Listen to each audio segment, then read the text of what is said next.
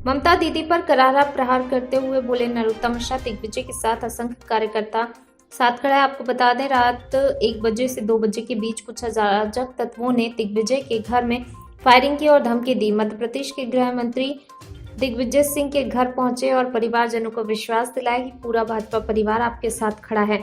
Doctor Mishra बोले, मैं चेतावनी देना चाहता हूं माफिया और माफियाओं की सरगना को कि तुम्हारी समय सीमा सिर्फ 2 मई तक है, उसके बाद तुम सब जेल में होगे। चेतावनी देते हुए बोले डॉक्टर मिश्रा, भ्रम में मत रहो कि कहीं छिप जाओगे, पाताल से भी खोद कर निकालेंगे। तुम्हारी बौखलाहट बताती है निर्ममता दीदी जाने वाली, और मैं तो पहले से ही बोलता आया हूँ।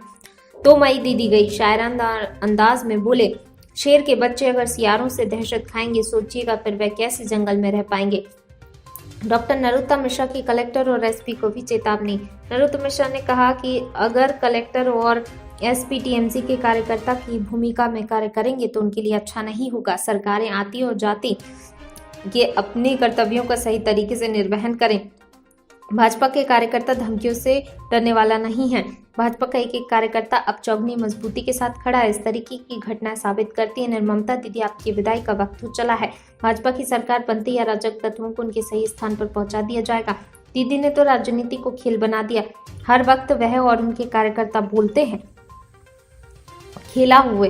अरे हमारे प्रधानमंत्री नरेंद्र मोदी जी बोलते हैं कि विकास होवे, रोजगार होवे, माफिया राज खत्म होवे, किसानों का सम्मान होवे। हमारी नियत साफ है, हम सिर्फ बंगाल के विकास के लिए आए हैं। गलतफहमी में न रहे टीएमसी।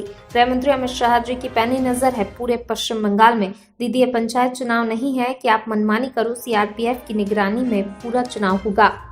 जो घटना हुई थी क्या दिन में हुआ है कि आपका नॉर्थ विधानसभा में एक बूढ़ी माँ को मारपीट किया गया था तृणमूल की तरफ से, आपको मालूम होगा।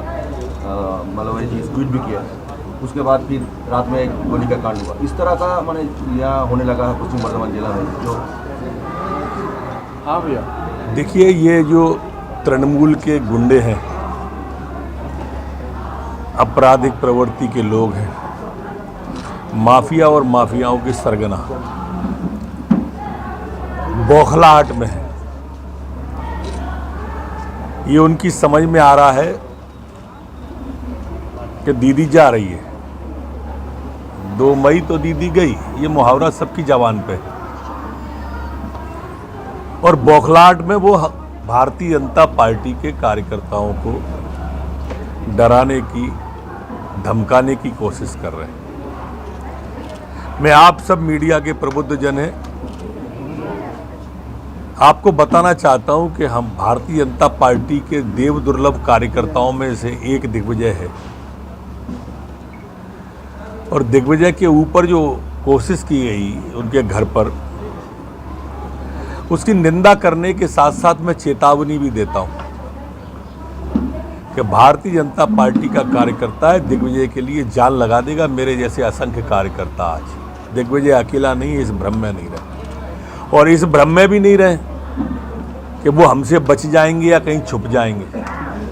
पाताल में भी छुपे होंगे तो खींच के निकाल के लाएंगे।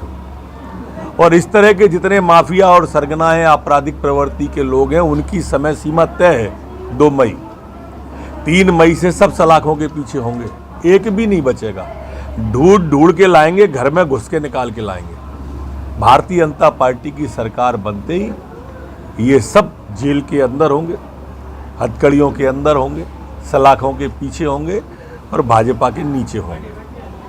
ये लोग कौन है जो आप समझते हैं? हमने बताया कि ये सब तृणमूल के द्वारा प्रायोजित लोग हैं जो भाजपा को डराना चाहते हैं। और हम डरने वाले नहीं हैं। शेर के बच्चे अगर सियारों से दहशत खाएंगे, सोचिएगा फिर वो कैसे जंगल में रह पाएंगे। बोल रहे थे इलाका में तो केंद्रीय बाहिनी देखा नहीं जाता है, डोमिनेटिंग के लिए केंद्रीय बाहिनी किया है, आया है लोग, लेकिन इलाका में लोग डोमिनेट नहीं कर रहे हैं। इसी के लिए केंद्रीय वाहिनी पूरी आएगी। मैं खुद भी इस बात की शिकायत चुनाव आयोग से करने वाला हूं, अपने भारतीय जनता पार्टी के जिला अध्यक्ष और पदाधिकारियों के साथ। हम पूरे चुनाव आयोग को ये बताएंगे। मैं आपके माध्यम से यहाँ के कलेक्टर और एसपी को भी चेतावनी देना चाहता हूँ कि सरकारें आती जाती रहती हैं।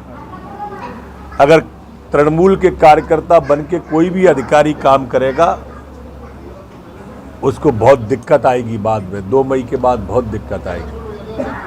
आप निष्पक्ष तरीके से काम करो, ना आप इस पक्ष के हो ना उस पक्ष के हो, आप निष्पक्ष रहो। दिग्विजय जैसे व्यक्ति के भी घर पे अगर वो आ जाएंगे तो हम किसी को नहीं बख्शेंगे, चाहे वो अधिकारी हो, कर्मचारी हो, माफिया हो, गुंडा हो।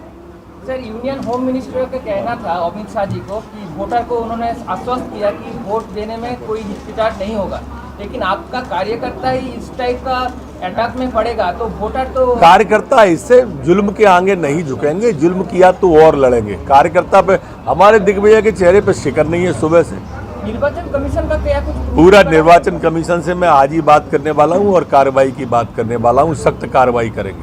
सर, टीएमसी के जो स्लोगान है वो राजनीति को खेल समझती हैं, इसलिए राजनीति में खेल कर रही हैं। हम राजनीति में सेवा के लिए आए हैं।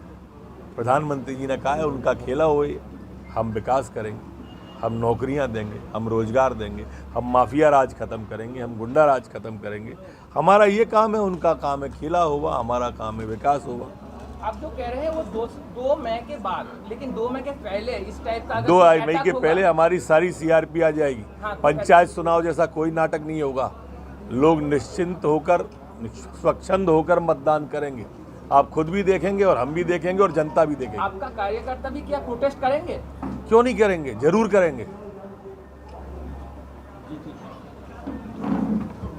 गौतम मिश्रा जिंदाबाद।